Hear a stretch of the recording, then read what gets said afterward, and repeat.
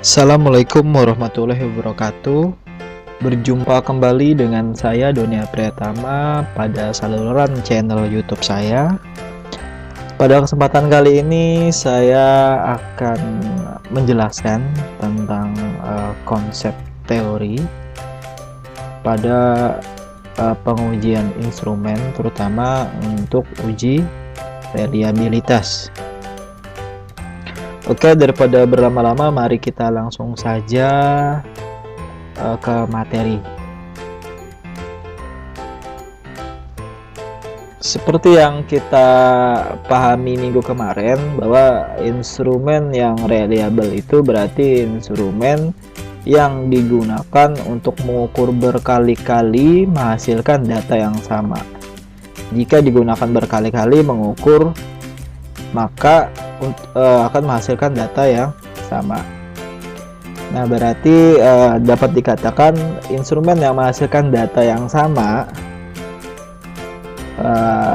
itu berarti menghasilkan data yang konsisten, dan juga instrumen berarti juga dapat diandalkan karena menghasilkan data yang tetap dalam beberapa kali pengujian. Oke, ini sudah kita lihat ya minggu kemarin di video pembelajaran saya sebelumnya. Ini adalah konsep pengukuran berkali-kali menghasilkan data yang sama. Di sini ada contoh timbangan berat badan ya. Jadi analoginya seperti itu ya. Jadi pengukuran 1, 2, 3, 4 itu sama-sama menghasilkan data 60 kilo. Maka instrumen itu dianggap reliable. Nah, berbeda dengan konsep yang satu ini, pada keempat kali pengukuran ini menghasilkan data yang berbeda-beda, kadang turun, kadang naik. Maka dapat dikatakan bahwa instrumen ini menghasilkan data yang berubah-ubah, tidak konsisten, dan tidak dapat diandalkan. Berarti timbangan berat badan ini perlu dikalibrasi kembali, perlu diservis kembali, agar mendapatkan data yang sama ketika mengukur berat badan seseorang.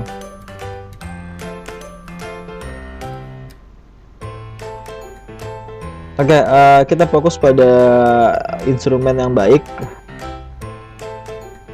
valid dan reliable. Kita perhatikan untuk reliable ya. Reliable itu bisa dilihat dari eksternal dan internal.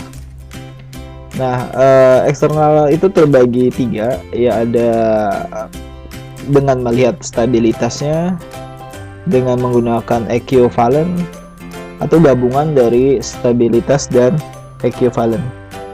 Jadi kalau stabilitas ini, stability, ada penggunaan tes retest, diuji berkali-kali untuk melihat stabilitas dari instrumen tersebut. Ada juga equivalent dengan menggunakan instrumen yang berbeda gitu ya, tetapi dari rancang bangun yang sama. Oke, nanti kita jelaskan lebih dalam. Setelah itu ada juga internal konsistensi, diuji dengan teknik split hub. Split hub itu ada Spearman Brown, ada Flanagan, ada Rulon gitu ya. Setelah itu ada kadar Richardson 20, kadar Richardson 21, ada Fahed dan Alpha Cronbach. Oke, kita lanjut pada stabilitas instrumen tes retest ya di sini ya. Jadi pengujian yang berulang-ulang gitu ya. Jadi instrumen itu beberapa kali diujikan pada responden. Nah, instrumennya sama, respondennya sama, tetapi waktunya berbeda. Nah, pengukuran dilakukan dengan melihat korelasi antara percobaan pertama, kedua, ketiga, dan seterusnya. Nah, jika hasilnya positif, maka instrumen dapat dikatakan reliable. Nah, ini ada skemanya. Jadi hasil pertama X ya, disimbolkan dengan X, hasil kedua disimbolkan dengan Y. Jadi misalkan hari Senin diadakan pengambilan data gitu ya, dengan angket gitu ya. Setelah itu hari Rabu, besoknya lagi hari Rabu, diambil lagi pengujian data yang kedua dengan instrumen yang sama, respondennya juga sama gitu ya. Jadi hasil kedua hari Senin dan hari Rabu hasil pertama dan hasil kedua itu dikorelasikan dengan rumus product moment. Jika korelasinya hasil dari kedua data ini berhubungan ya, maka dapat dikatakan instrumen itu memiliki stabilitas yang baik dan dapat dikatakan reliable. Nah, ada juga dengan menggunakan equivalent dengan tes beda atau paralel. Nah, di sini peneliti membuat dua instrumen yang dihasilkan oleh satu kisi-kisi blueprint. Jadi ada satu kisi-kisi gitu ya, satu rancang bangun, tapi dia akan menghasilkan dua instrumen yang berbeda, kembar tapi beda kalau saya bilang ya. Membuat masing-masing item pernyataan secara bahasa berbeda, tapi mencerminkan indikator yang sama. Jadi kan item ini kan dihasilkan dari indikator gitu ya. Jadi indikatornya itu sama gitu ya, tetapi bunyi pertanyaannya atau bunyi pernyataannya itu berbeda. Jadi dibuat dua versi instrumen gitu ya dari satu rancang bangun. Responden langsung diberikan dua instrumen. Jadi dalam satu pertemuan tuh diberikan dua instrumen yang berbeda, yang kembar tapi beda itu tadi, dalam waktu yang sama ya, dan hanya diuji satu kali ya. Nah, selanjutnya kedua hasil itu dikorelasikan. Jadi kalau tes retest lagi kan dua kali di waktu yang berbeda ya, tapi ini di waktu yang sama langsung kasih dua instrumen. Ya, kalau masih bingung seperti ini, saya berikan bayangannya bahwa di sini ada variabel ya. Ini kisi-kisi ya, kisi sederhana gitu ya. Jadi indikatornya di sini menegarkan efektif. Deskriptor dari menegarkan efektif salah satunya adalah menerima informasi positif dari orang lain. Ini salah satu dari deskriptor mendengarkan efektif, penjabaran dari mendengarkan efektif. Nah, jadi sini ada dua instrumen, item pada instrumen versi 1 dan item pada instrumen versi 2. Nah, item versi 1 bunyinya gini. Ketika orang lain memberikan masukan, saya merasa bosan untuk mendengarkan. Nah, ini bunyi item yang pertama ya, versi pertama. Ini versi keduanya. Saya merasa jenuh mendengarkan kritik dan saran dari orang lain ya. Jadi ini mencerminkan dari tema menerima informasi positif dari orang lain ya. Jadi ini instrumen yang sama, negatifnya sama-sama negatif ya instrumennya. Instrumen yang sama, indikatornya sama, tetapi itemnya berbeda gitu ya. Bunyi itemnya berbeda. Nah, itu yang disebut dengan tadi ya, kembar tapi beda ya. Itu bahasa sederhananya dari saya. Nah, dari instrumen yang kembar tapi beda tadi itu, jadi instrumennya yang X itu yang versi pertama, yang versi kedua itu Y, dikorelasikan dengan rumus product moment. Jika ada tingkat hubungan yang signifikan antara X dan Y, maka instrumen itu dapat dikatakan reliable. Oke, jadi begitu ya. Kita lanjut ke tiga gabungan. Ini gabungan dari dua tadi nih, stability dan equivalent.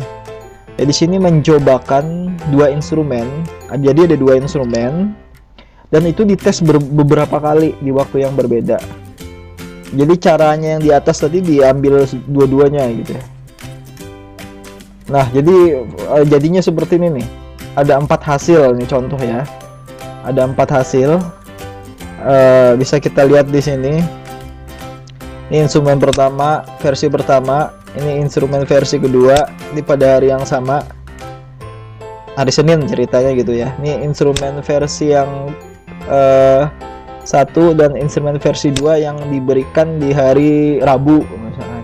Nah, jadi di sini ada 4 data ya. Ada 4 data, itu dikorelasikan semua tuh. Ini korelasi menggunakan korelasi ganda di sini ya. Product moment juga tapi menggunakan korelasi ganda. Nah, ini ada berapa nih? 1 2 3 4 5 6 ya. Jadi ada 6 korelasi di sini. Jadi dilihat tingkat hubungannya dari tiap korelasi. Nah, jika hasilnya signifikan maka dapat dikatakan instrumen itu reliable. Oke, kita lanjut. tadi sudah selesai penjelasan tentang reliabilitas dari sisi eksternalnya, dari aspek eksternalnya. Sekarang kita lihat dari aspek internal. Nah, ada beberapa teknik sebenarnya di sini dalam melakukan perhitungan reliabilitas. Ada Spearman Brown, Rulon, Flanagan, ada KR20, kadar Richardson 20 ya, itu disingkat KR20, dan KR21, Alpha Chrombus dan Alpha Hoyt. Nah, kita bahas dulu satu persatu. Nah, bisa dilihat sini skemanya. Kalau Spearman Brown itu mengkorelasikan itu ganjil genap, hitam kiri kanan. Kalau Flanagan variasi belahan, dan selanjutnya ya. Nanti kita jelaskan lagi lebih mendalam di bawah ya. Nah, yang pertama teknik belah dua ya, split half ya. Jadi dibelah dua ya. Jadi hasil instrumen itu dibelah dua. Bisa ganjil, bisa ada ganjil genap, awal akhir, atau secara random ya. Misalkan ada 30 M-nya, Anda bagi dua. Jadi 15 gitu ya. Tapi caranya gimana? Bisa ambil ganjil genap, bisa awal akhir, atau secara random. Tetapi teknik split half ini hanya mengenal skor 1-0 ya. Nah, 1-0 itu berarti apa? Nominal ya. Hanya mengenal itu, data itu. Atau instrumen yang menggunakan skala Goodman ya. Jadi ya, tidak, sangat setuju, tidak setuju ya, yang hanya menginginkan jawaban tegas dari respondennya. Jadi hanya mengenal itu. Setelah itu nilai skor yang dikotomi ya. Jadi dikotomi ini dimanipulasi. Misalkan skala Likert diubah, misalkan dari jawaban skala Likert itu kan bertingkat ya, 1, 2, 3, 4 ya. Yang paling sering hanya 4 ya, tapi ada juga sih yang saya lihat itu sampai 5 atau sampai 6 gitu ya, jawaban dari item tesnya. Tapi yang umumnya saya lihat 4 atau 5 ya, itu sering saya lihat ya. Nah, itu misalkan jawaban 3 dan 4 itu diberi angka 1 ya, dikotomi ya, 1 gitu. Dan pilihan dari yang pilih 2 sama 1 itu dirubah menjadi 0 gitu. Jadi itu yang namanya dikotomi. Diintervensi gitu ya, dimanipulasi gitu ya. Selanjutnya hasil dari X dan Y itu dikorelasikan dengan rumus Spearman Brown. Jadi biasanya pakai product moment, kali ini bukan product moment tapi Spearman Brown.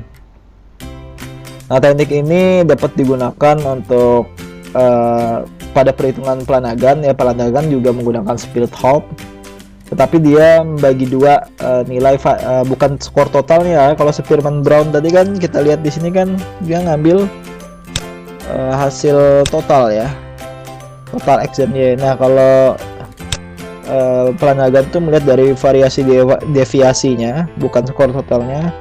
Dan kalau Rulon itu melihat dari variasi beda skor. Nah, Flanagan ada rumus tersendiri dan Rulon ada rumus tersendiri. Paling umumnya saya lihat itu sering penelitian menggunakan split half ya. Nah, ini skema split half. Jadi itu ada lingkaran utuh ya, bukan utuh orang Banjar ya.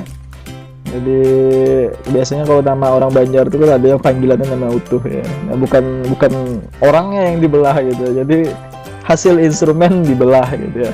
Jadi kiri di X, kiri Y. Belahnya gimana ya? Tadi bisa ganjil genap, awal akhir. Awal misalkan 30 N-nya 1 sampai 15 itu awal, 16 sampai 30 itu akhir. Misalnya gitu, dibagi dua atau random ya. Nah, selanjutnya hasil belahan ini X dan Y itu dikorelasikan. Oke, lanjut ada kadar Richardson di sini, KR20 ya. Nah, KR20 ini menganalisis dengan melihat varian tiap butir. Jadi cuma mengenal skor 1 dan 0. Sangat setuju ya tadi ya, skala Goodman. KR21, nah ini sama juga kadar Richardson 21. Cara menganalisisnya dengan penghitungan lewat total rata-rata instrumen. Jadi KR20 dan KR21 itu bedanya apa namanya, subjek yang dianalisis ya. Kalau KR20 itu variannya, nah kalau KR21 itu total rata-rata. Oke, lanjut. Nah, ini skemanya. Kalau KR20 itu analisis per butir, jadi varian per butir, dihitung totalnya, selanjutnya digunakan rumus perhitungan KR20. Nah, kalau KR21 itu rata-ratanya aja dari total semua item, rata-rata 1 sampai 10 misalkan, selanjutnya digunakan rumus perhitungan KR21. Oke, lanjut. ANOVA Hoyt sama, ini juga hanya mengenal skor 1 dan 0, 2 jawaban. Perhitungannya dengan menganalisis perhitungan varian dan varian sisa.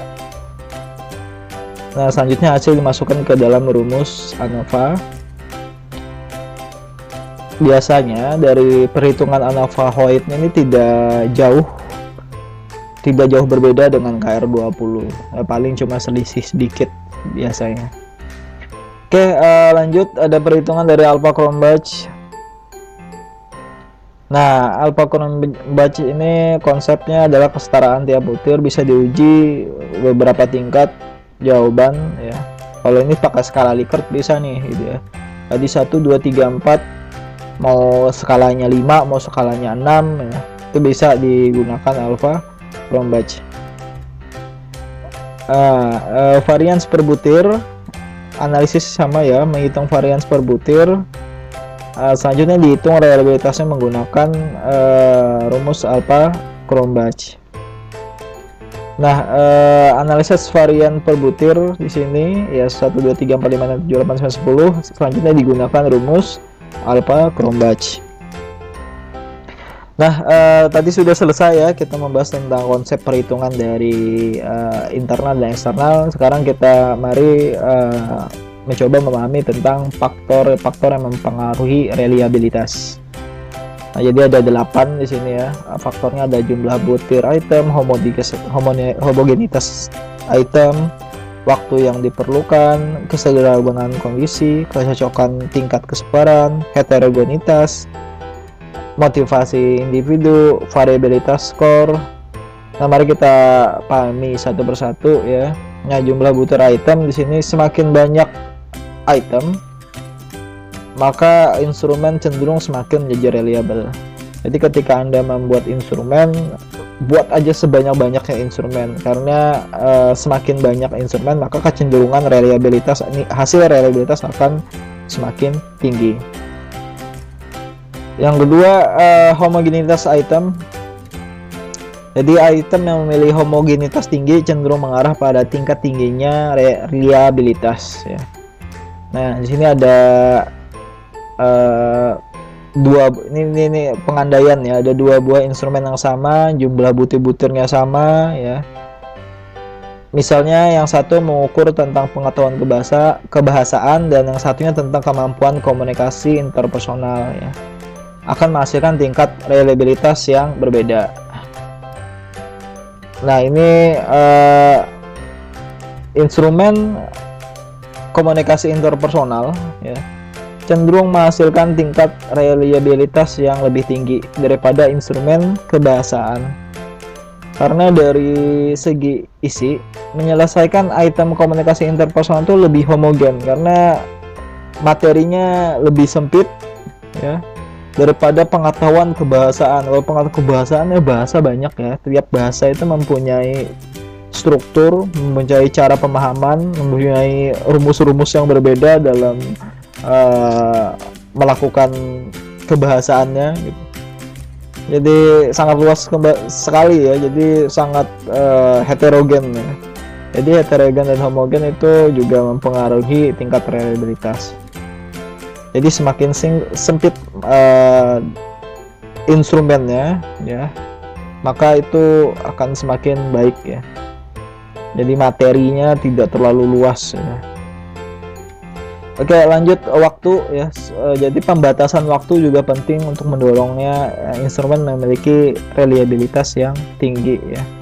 Jadi misalkan Anda bisa mempunyai kalkulasi dalam mengerjakan instrumen, misalkan satu instrumen itu dihitung 1 menit, misalkan ada 30 item, berarti pengerjaannya 30 misalkan. Keseragaman kondisi dari responden gitu ya. Jadi kondisi pelaksanaan instrumen yang semakin seragam akan memunculkan reliabilitas yang makin tinggi. Misalkan dari kondisi tempat, kondisi suhu, kondisi para responden ya, kondisi emosionalnya, kondisi psikologinya gitu, kondisi fisiknya gitu. Jadi itu sebaiknya diseragamkan untuk menghasilkan reliabilitas yang tinggi. Nah, kecocokan tingkat kesukaran item. Nah, di sini bahwa item-item dengan tingkat kesukaran yang sedang cenderung lebih reliable dibandingkan dengan item yang sangat sukar atau sangat mudah. Jadi dalam membuat item tidak perlu sangat sukar, tidak perlu sangat mudah. Buatlah item yang tingkat kesulitannya yang tidak cukup sulit dan tidak cukup mudah gitu ya, sedang-sedang saja. Oke, yang keenam, heterogenitas kelompok. Nah, semakin heterogen suatu kelompok yang mengerjakan yang menjadi responden dalam pengerjaan suatu instrumen, maka instrumen tersebut cenderung menunjukkan tingkat reliabilitas yang tinggi ya. Jadi lebih baik mengambil kelompok yang heterogen gitu ya. Bisa dari segi usia, bisa heterogen dari segi aspek sosial, aspek ekonomi, atau heterogen dari kelas misalkan gitu ya, dari suku ya. Jadi seperti itu yang dimaksud heterogenitas kelompok. Selanjutnya, motivasi individu. Perbedaan motivasi antar individu dalam kelompok akan menimbulkan kesalahan acak pada pengukurnya. Jadi sebenarnya di sini tips dari saya dalam memberikan instrumen, tentu sebelum memberikan instrumen jelaskan dulu tujuan ini apa, manfaat bagi tes bagi mereka itu apa gitu ya. Jadi mereka mempunyai motif dalam mengerjakan instrumen. Kalau misalkan soal UTS atau soal UAS gitu ya, instrumen mahasiswa ya tentunya ingin mendapatkan nilai yang baik gitu ya. Nah, tetapi kalau angket Anda sudah jelaskan bahwa ini tidak berhubungan dengan nilai, tidak berhubungan dengan penilaian dalam aspek sosial terhadap Anda gitu.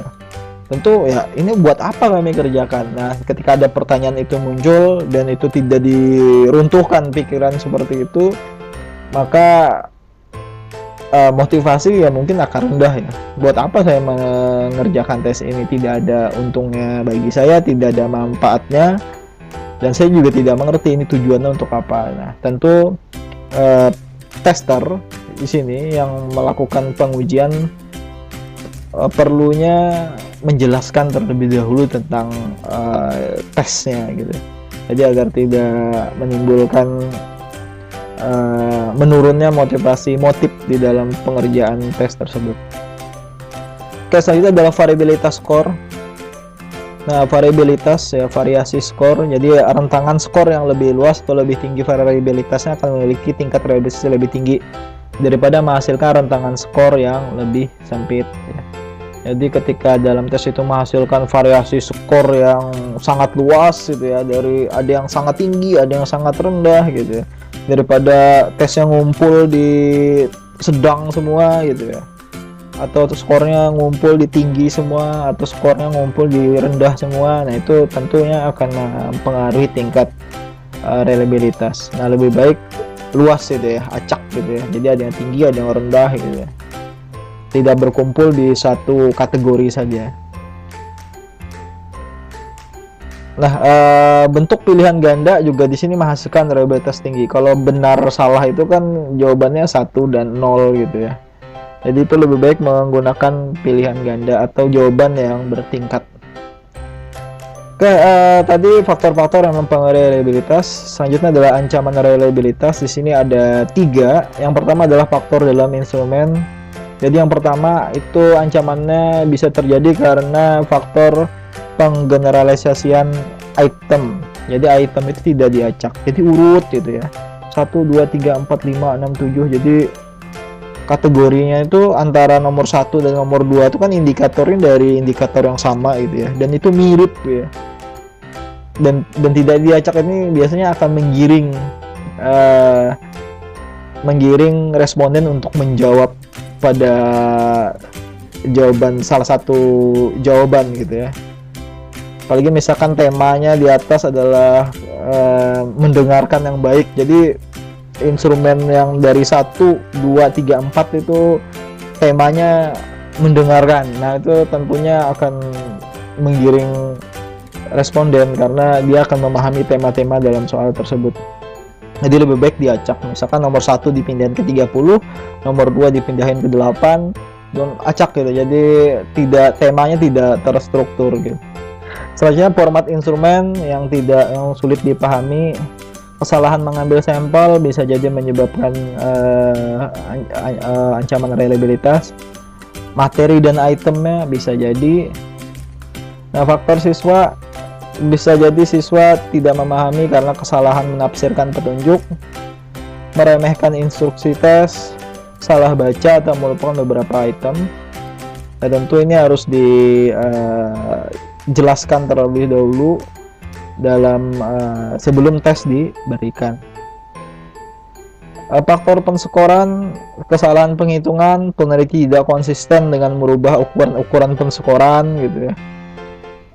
Awalnya sudah diberikan gitu ya 1, 2, 3, 4, 5, setelah dianalisis karena ada suatu hal gitu ya, saya maunya pakai benar tidak aja gitu, jadi dirubah semua. Nah, itu bisa menyebabkan ancaman reliabilitas. Dan kadang bias karena terpengaruh oleh halo effect ya. Halo effect itu mungkin penggeneralisasian pada pada beberapa kategori gitu ya. Jadi kalau Anda baru bertemu orang gitu ya, Anda itu dengan melihat wajahnya tampan atau wajahnya cantik langsung menyatakan wah ini orang baik ya, karena langsung menggeneralisasikan, terus melihat orang yang berperilaku buruk ya. Anda baru bertemu dengan orang karena dia berteriak kepada Anda, langsung Anda menganggap orang ini tidak baik, orang ini jahat gitu ya. Ini adalah halo effect, langsung menggeneralisasikan orang pada waktu yang singkat gitu ya. Halo effect jadi bisa jadi karena faktor dari penelitinya atau dari materinya gitu ya. Jadi dia pernah mengalami pengalaman yang lalu tetapi tidak mendalam, itu bisa jadi menyebabkan halo effect. Latar belakang siswa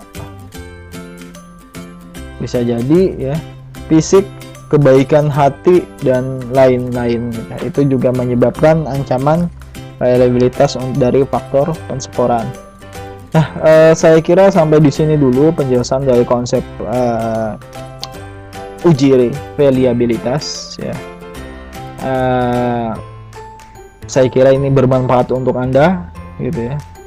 Jadi mudah-mudahan bisa dipahami. Saya undur diri. Assalamualaikum warahmatullahi wabarakatuh.